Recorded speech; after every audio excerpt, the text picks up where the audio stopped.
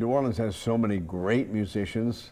We have produced some of the best music in the world. We saw a lot of that at Jazz Fest over the past couple of weekends. One of those is one of the greatest clarinetists, Dr. Michael White, who is sharing some details about a performance he has coming up at the Beauregard Kay's house in the French Quarter. You're doing a little concert there, right? Yes, it's called the New Orleans Jazz Experience, and more than just a concert, it's a talk about the history of jazz, the meaning of the music, examples of song types, how the music was used in New Orleans and beyond, and things like that. And we show, actually, we give away a few secrets on how the music works. Okay, and we were just talking about jazz and traditional jazz, the kind of stuff that was you know, birthed here in New Orleans, and a lot of times shows don't do that well. You've got to add some other things to it to draw people here. But you're saying that's more here than around the world. Well, you know, it's really ironic. In the rest of the world, traditional New Orleans jazz in its more authentic form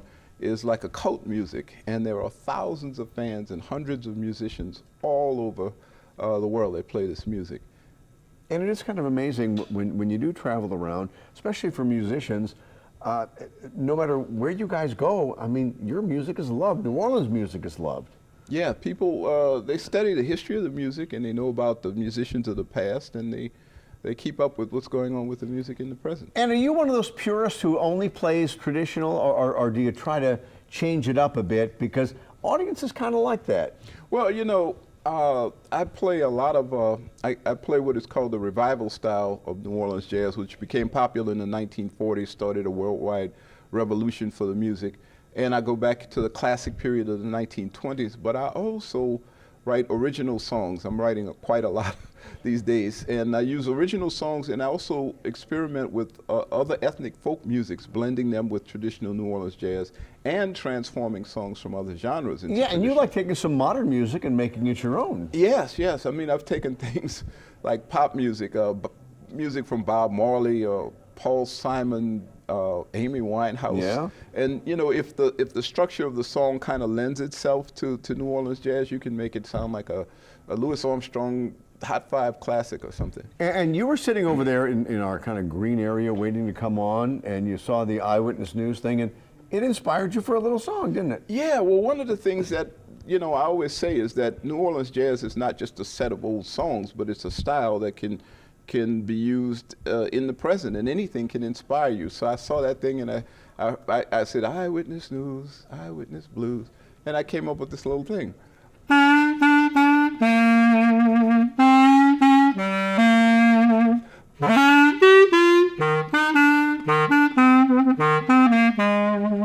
You know, and I can turn that into a whole song. So would we call that the Eyewitness News Blues? You could call it that, sure. And you played both weekends at Jazz Fest. Yes, I did. The first weekend I did a George Lewis tribute with two of his long-term disciples, and which was really nice. And then the second weekend I played with my own band. And you're still at Xavier. You've been there for over 40 years. Yes, I'm teaching African-American music at Xavier. I started out teaching Spanish, but music kind of took over. And now when you give your talk at the Beauregard Case House, what are the things, because you'll play some music and then talk a little and play some more and talk some more? Yeah, well, we'll show the secret of how jazz works. People always like the music, but I find that a lot of times they're curious about, well, how do you play? How do you know what to play? You're not reading music, what's going on. So I show them, we construct a song, and I show them everything that everyone does. The role of the bass, the banjo, the trumpet, the clarinet, and you know, we add on and build on and show people how jazz works. And who are some of your like mentors, your idols when you were coming up? Well, you know, I started relatively late. I was like 20 years old before I started playing jazz, but I was very, very blessed and fortunate to have interacted extensively with over 36 musicians who were born between the late 1890s and 1910. And you're heavily involved in history. You and Jason Berry worked on a film that's going to be at the Broad Theater coming next month. Yes, it's called City of a Million Dreams, and it is one of the better films about New Orleans culture ever made. It is. It is. Yeah, it deals with the history of New Orleans through its funeral traditions and black cultural traditions. All right. Again, the event that we're talking about today at Beauregard Cays is Sunday, May 22nd at the Beauregard Cays House here in the French Quarter. The doors open at 5:30. The performance starts at 6 p.m. It is must-see music. Yeah, get your tickets early because it's All right. going to sell out. We'll get back over there. You can close out the show, Michael. All right. Sounds good.